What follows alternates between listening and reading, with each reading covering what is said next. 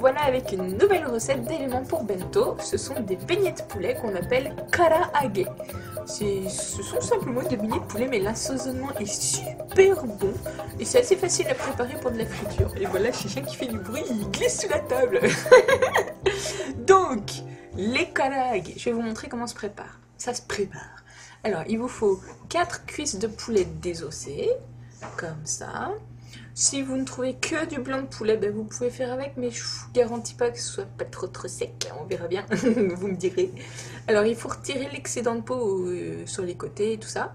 Vous pouvez retirer toute la peau aussi, mais je vous avouerai que pour cette recette là, c'est vraiment délicieux avec la peau. Donc moi je la retire pas, même si d'habitude je la retire. Donc on coupe en grosses lanières, vous pouvez couper plus ou moins gros.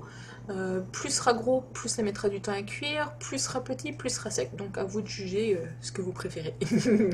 Moi j'aime bien cette taille là, avec la peau encore collée dessous.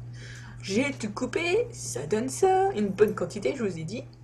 Ensuite, on prépare l'assaisonnement. Voilà ma râpe japonaise qu'on va utiliser pour râper le gingembre. Il y a des petits piquants. Donc moi j'ai retiré la peau. Voilà, j'ai épluché mon petit morceau de gingembre frais. Et ensuite il suffit de le tourner. Alors il y a quelqu'un qui m'a dit, c'est le chef Mickey Maki, qui m'a dit qu'on pouvait utiliser l'envers d'une râpe à fromage. Donc à vous de voir, si vous n'avez pas de râpe japonaise. Bon, ma technique pour retirer tous les morceaux de gingembre qui étaient coincés dans les trous, c'est ça, vous avez vu. Et ça vous donne ça, voilà, du bon gingembre frais râpé.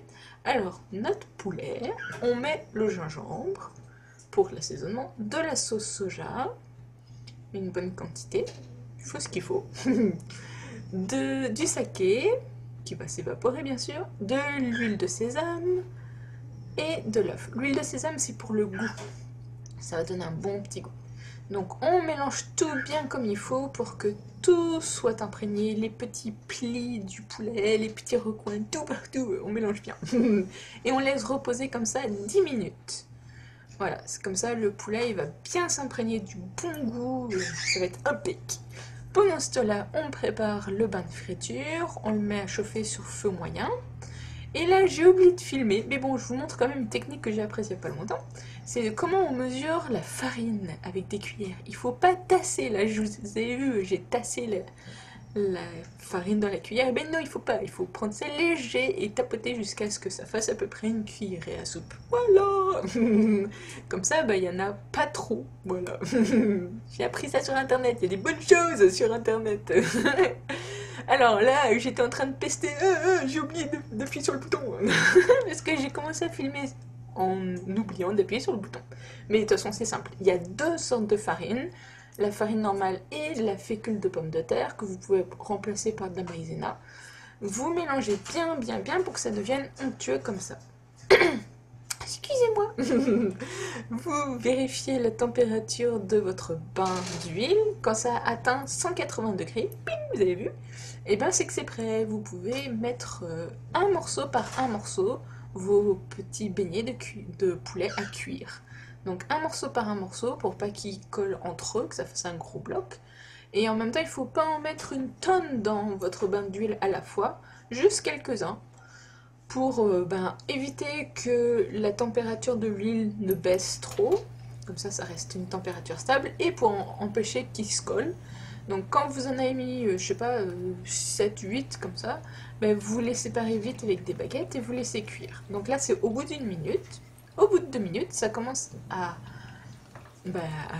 devenir croustillant. Et là, vous entendez le son, je l'ai exprès, il change parce que c'est l'intérieur du poulet qui cuit. Donc là, voilà, au bout de 4 minutes, c'est bon, peut-être 5, ça dépend de la taille. Vous les retirez, vous les égouttez bien, vous les mettez sur une grille avec du sopalin en dessous. Et voilà, c'est tout! Voilà, des beaux petits morceaux de poulet bien grillés. Vous n'avez plus qu'à recommencer avec un autre tourné et vous faites ça jusqu'à ce que vous ayez préparé tout votre poulet. Et vous voyez?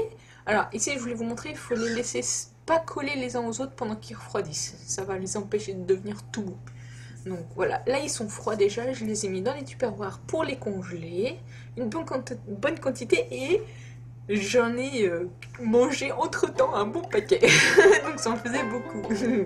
Vous pouvez manger ça pour un repas normal ou vous pouvez les congeler. Ça dure au moins 1 mois dans votre congélateur, facile, pour vos bento. Et voilà! Comme toujours, vous pouvez trouver toutes les proportions et des explications supplémentaires et d'autres recettes sur le site a-vo-baguette.com.